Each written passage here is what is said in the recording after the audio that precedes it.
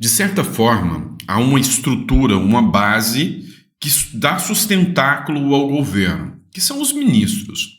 E quando há uma ruptura, um governo deixa seus ministros caírem por escândalos, isso gera um problema muito grande, principalmente quando é demonstrado que o governo sabia desses escândalos.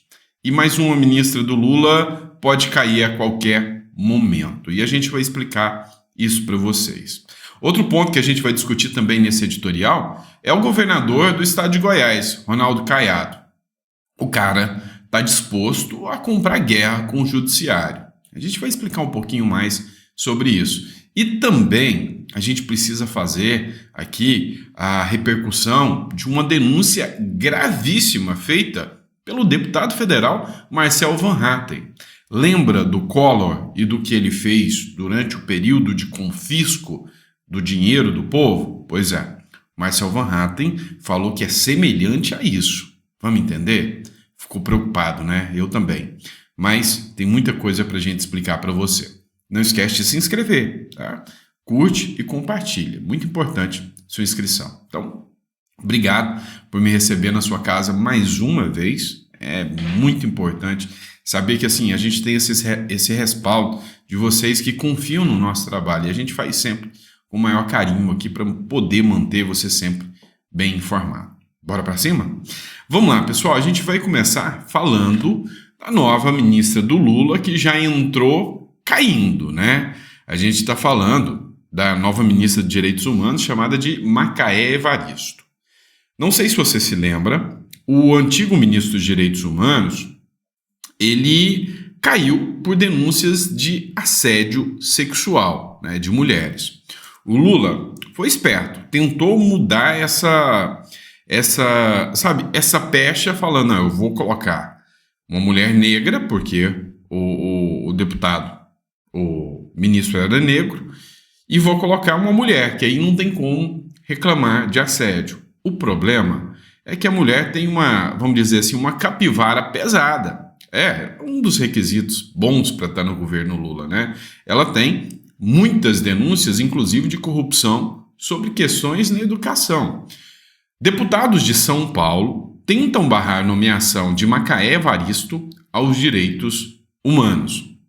O deputado estadual de São Paulo, o Leonardo Siqueira, que é do Partido Novo, protocolou nessa quarta-feira uma ação na Justiça para anular o cargo de Macaé Evaristo como ministra dos Direitos Humanos e Cidadania.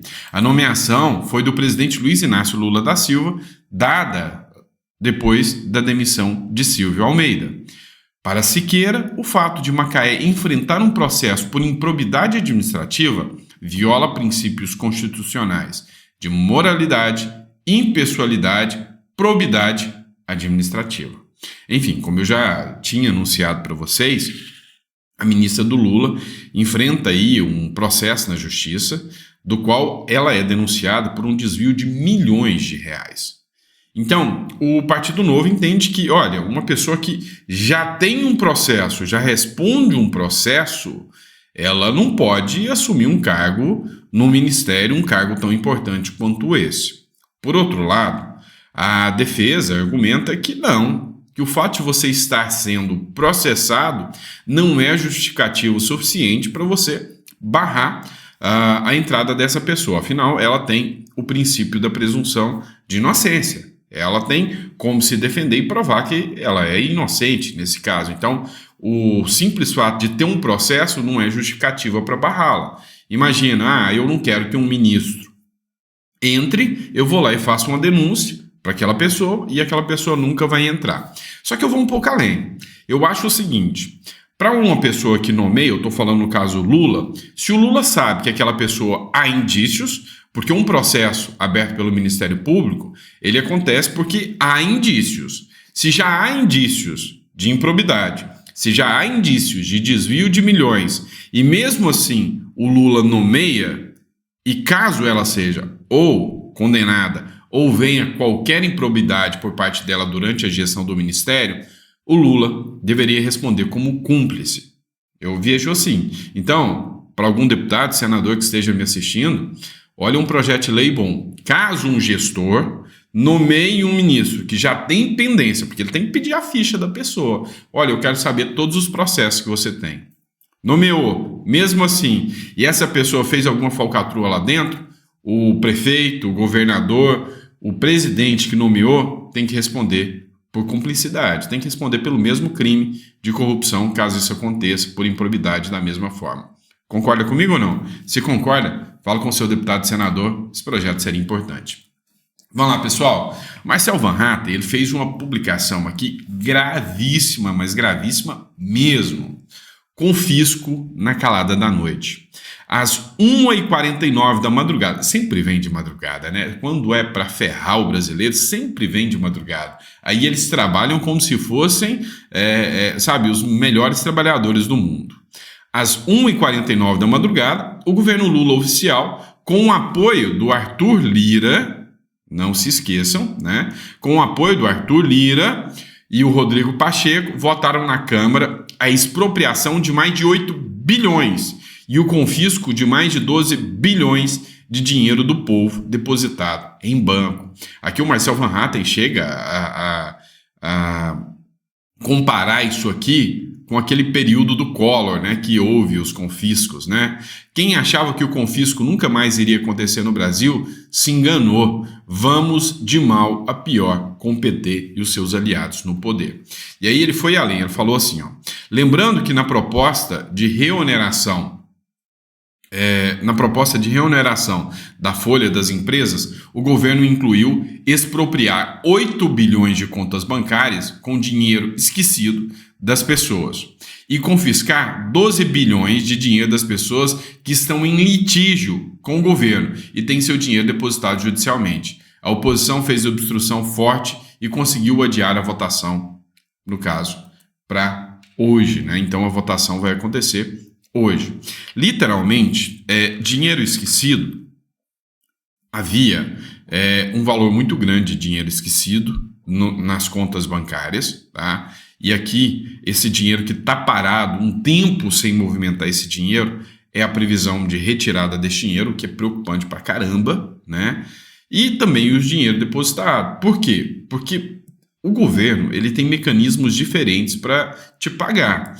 Então vamos lá, você já tem um problema grande com fisco, né? Ou com outras instituições. E um dos mecanismos, por exemplo, quando eu sou multado em alguma questão fiscal, por exemplo, uma das maneiras de me defender com garantia é ir lá e depositar o dinheiro em juízo e falar, ó, estou depositando aqui para mim poder me defender. Então o dinheiro está depositado aí. Se eu perder, o fisco fica. Se eu ganhar, vocês me devolvem com juros e correção. O problema é que o governo quer antecipar o negócio. Ah, eu depositei. O governo vai lá e pega e gasta o dinheiro. Aí eu ganho uma ação. Eu falo, governo, me devolve o dinheiro. O governo tem anos para te devolver isso. Você nunca mais vai ver o dinheiro. Cara, é o governo fedendo o povo brasileiro como ele sempre prometeu.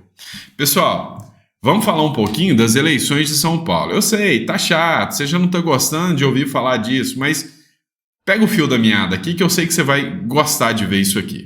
Essa matéria é do jornal Metrópolis. Olha só, Câmara Legislativa do Distrito Federal. São os deputados distritais, né? Seria o equivalente aos deputados estaduais.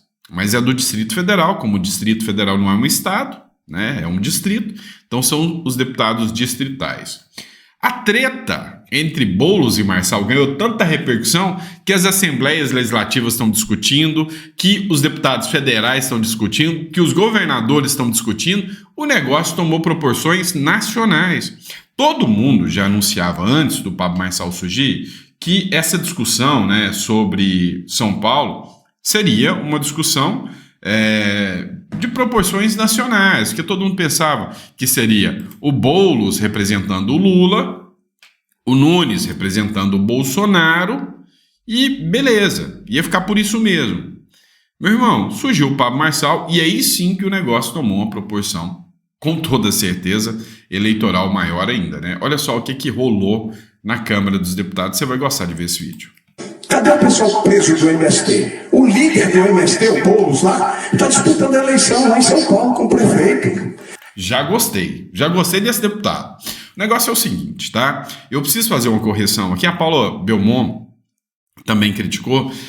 há uma confusão muito grande, o deputado aqui acabou de fazer essa confusão também. O Boulos é a liderança do MTST, tá? Só para deixar claro. O MTST, na visão popular, é invasor de casa. O MST é invasor de terra. Só para deixar claro para vocês.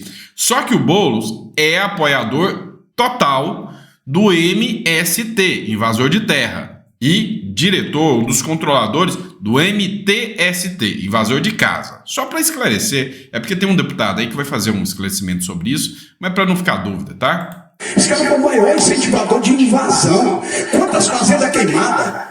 Quantos gados que foram mortos na fazenda? Pai de família que só tinha aquilo foi expulsado das suas fazendas, suas terras queimadas, suas plantações queimadas, seus animais queimados.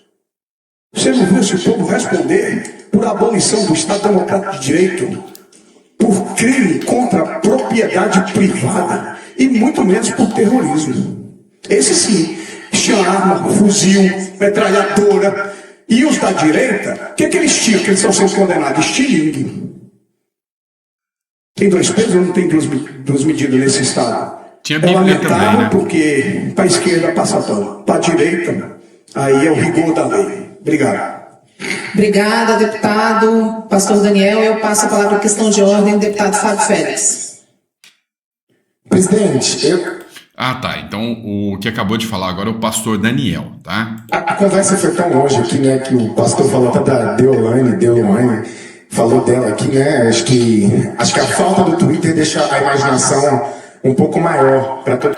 Não deixa a imaginação maior, não. O caso da Deolane tem que se discutir mesmo. A Deolane é uma pessoa que as denúncias são referentes a crimes graves, inclusive de lavagem de dinheiro, envolvendo organizações criminosas. Ficou 3 dias e já teve a ordem para ir para sua casa. Teve mulheres que não depredaram nada, né, de certa forma, ao escrever perdeu o mané ali com batom, mas é algo que era lavar, assim, nem nada tão grave assim, está presa há quase 2 anos, né, 17 meses, 18 meses já, presa com 2 filhos menores e foi negado por 2 vezes o direito dela responder, né? Tá em casa, né? Responder em prisão domiciliar. A Deolane teve o direito. Então, não é exagero comparar a Deolane com presas do 8 de janeiro, não. Discordo totalmente desse argumento aqui. Todo mundo, né, para poder falar sobre os temas. Mas eu acho que ele tocou em alguns elementos que a gente precisa trazer a realidade, a verdade aqui. O candidato a prefeito de São Paulo, Guilherme Boulos, do PSOL, não tem nenhuma condenação criminal, não foi condenado. Só para lembrar que o Boulos não foi condenado porque ele se esquivou do processo e fugiu do processo até o processo prescrever. Como disse o próprio desembargador, usou artimanhas e artifícios e penduricários para não ser achado. Então, o processo prescreveu. O movimento que o Guilherme Boulos, como líder social, liderava era o movimento dos trabalhadores sem teto. Era o movimento... Então, os movimentos dos trabalhadores sem teto é o que é denunciado por invadir casas. Por reforma urbana. Não tinha fogo no campo, porque ele não era do movimento do campo. Esse do fogo no campo é só apoiado pelo Boulos, né? Ele é super favorável, mas não tem realmente a liderança do Boulos, só para ficar claro. Então, o deputado está esclarecendo aí para vocês. O MST, que é o movimento sem terra, que trata da luta pela distribuição da terra no campo. Então, era um movimento urbano, que tratava do direito à moradia. E hoje, milhares de ativistas, militantes do MTST, têm o seu direito à moradia garantido porque eles conquistaram o Minha Casa Minha Vida faixa 1 lá atrás. E também eu quero falar... que eu na realidade eu nem gosto eu acho que não é correto eu como na presidência ficar emitindo opinião, mas eu estou falando só de dados, né? E a outra coisa também, saiu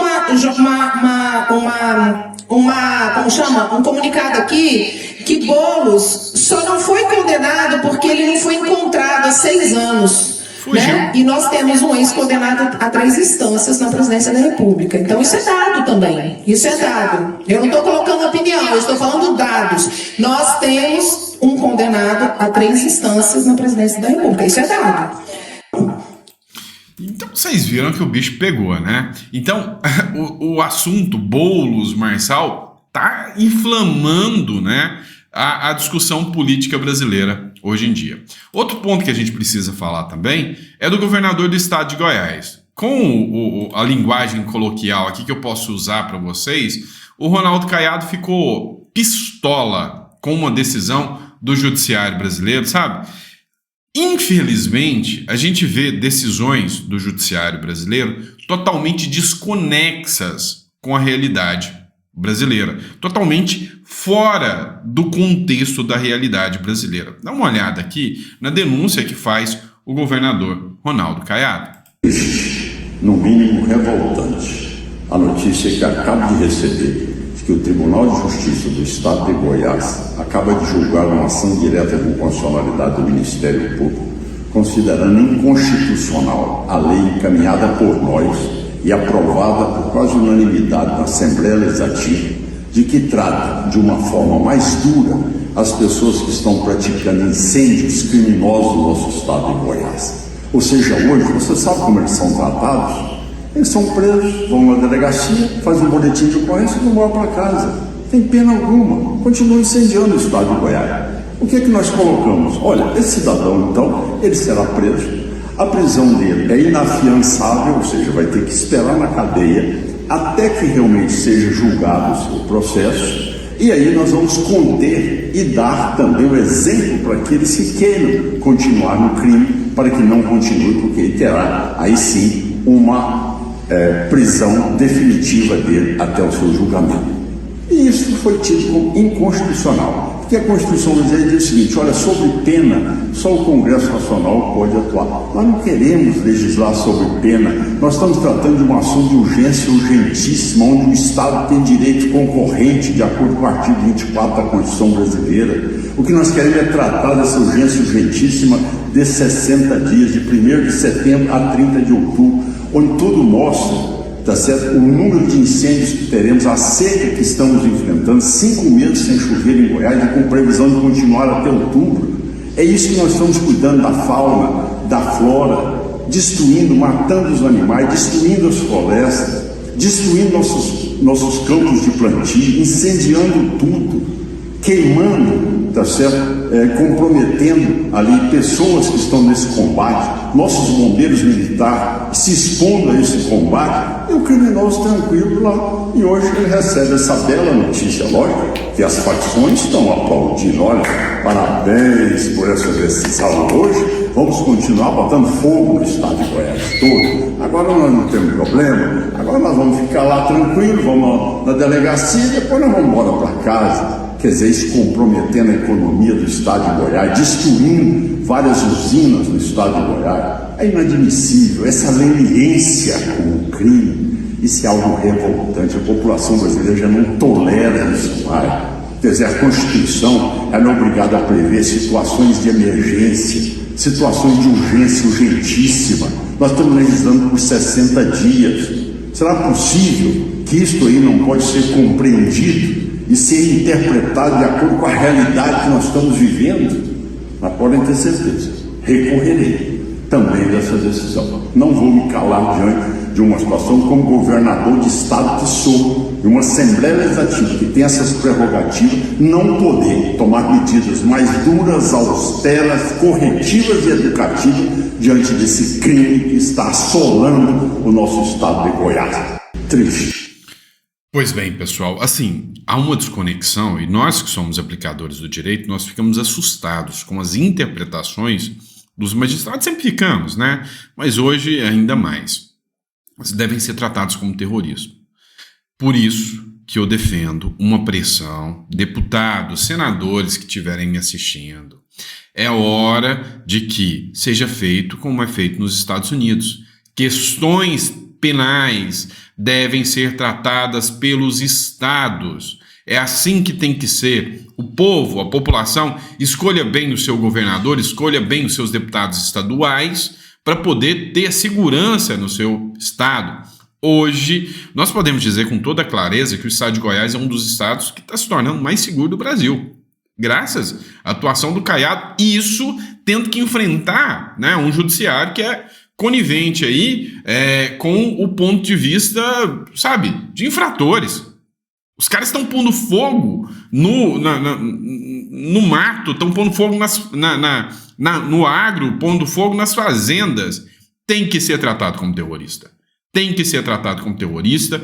O Estado tem que ter direito de legislar. Tem que legislar sobre porte de armas, tem que legislar sobre o direito penal. Você chegou no estado de Goiás, não, pôr fogo no mato no estado de Goiás é crime de terrorismo, lei estadual. Pronto, resolveu. É assim que tem que ser, tá? Agora, infelizmente, né, o nosso Brasil parece que a preocupação não é resolver o problema da violência. Deputados, tem tantas bandeiras aí. Ô Malafaia, né? Chama os deputados, você que tem tanta influência aí, bora pra cima, fazer aí uma mobilização aí, mudar essa regra constitucional, uma PEC, né? Tá na hora dos estados terem a sua responsabilidade. A das armas já tem uma matéria da Caroline de Tony, tá? Agora, direito penal, isso tem que ser a mobilização, tá? Isso tem que ser a mobilização, certo? E outra questão, PEC da anistia, os estados tem que ter o direito de dar anistia aos seus cidadãos, né? O cidadão de tal estado, comprovado que ele é daquele estado, tem que ter o direito de anistia também, advindo dos governadores. Eu acho assim, tá bom? Abraço, pessoal, fica com Deus, tá? E eu vejo vocês no próximo editorial. Até lá.